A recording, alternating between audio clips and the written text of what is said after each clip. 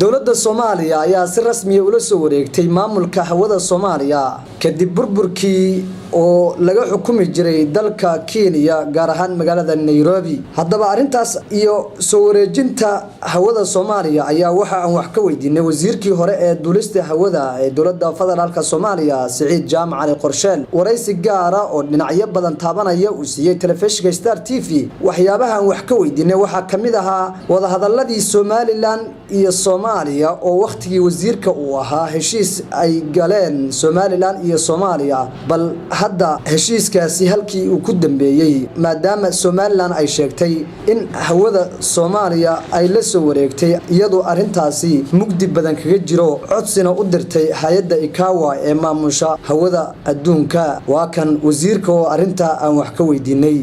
Somaliland arintan way iska diiday oo waxa ay sheegtay in ay saameynayso wada hadalladii ay galeen dowladda Soomaaliya iyo iyadu. marka bal horeyna waad igu sheegtay oo wada hadallada xagga hawada marka dowladda Soomaaliya adaaba marka matalayay oo ahaa wasiirka gaadiidka iyo duulista hawada. bal hadda maxaa caqabada oo ka iman kara isleedahay oo wada hadalladii u socday dowladda Soomaaliya iyo Somaliland? والله أقدر runtii Somaliland أنا واقع محد علنية محوها واقع أنا وذا شقيني وحنو أركتدي ضاحيت وعشانو وذا هذا الكي الصومالية أيها كو وحلا قرقي إن هوذا أي نقط. محمد حاشي وحلا صو إدمدي إنه full authority هاوشة Somaliland وصل ما أنا إن مارك هالكلام مرة سياسة الصومالية واللي جاري دونا لكن واحد هذا إن إلويا لا وأبها واحد قابتك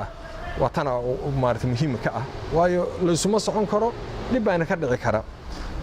أبين ولا قاتين رنتي محمود حاشنا نين وحها أد مسكحفران نجيس أبوها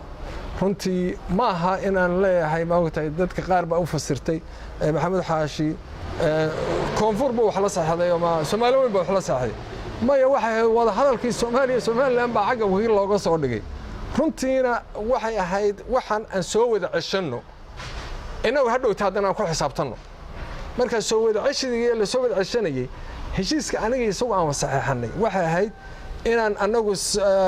dadkayga u dhashay magacan Soomaalida ah oo hadda sii wada jooga hawadeena aan hadda sii wada maamulano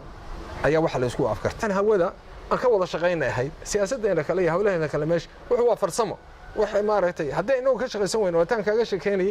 Soomaalida waqooyi laga keenay koonfur laga keenay markasta laga keenayo waxa laga yaabaa 800 bishii ay qaadanayeen mushahara nin ajnabi ah oo Kenya joogay meeshii ka qaadanaya isaguna $20,000 bishii qaadanayay waa waxaagii hadda wuxuu isagu oo ku fadhicilanayo taas marka aragtideeda waxa nool noqotay waxayna intaan soo qaadano inuu ardhow aan kala qaybsano aan hooshana wadano marka wada hadal la'aanta hadda waxa keenaya in hawadan la isku qabsado wada hadal kulan baa istaagay wada hadalkii baa istaagay marka meel laga bilaabo ma laha marka waa in la isku qabsadaa way hadii wada hadal ku jiro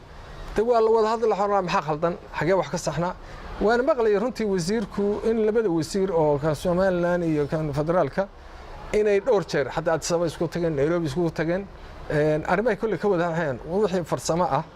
marka waxa laga yaabaa in wasiirka Somaliland ka socday inuu sidii wasiirada horetay ku dhac lahaayeen inuu yeelan kari waayay oo official yarahan wixii naloo diray saasan ku soo dhameynay mayna la fiicanta waxaan tahay marka dhaqaalaha ay ka soo xiroonaya ayaa saami la kala qaybsanayay saami marka way leeyihiin deegaan bay leeyihiin deegaankooda inay ku cad qaataana waa wixii markasta raadinayeen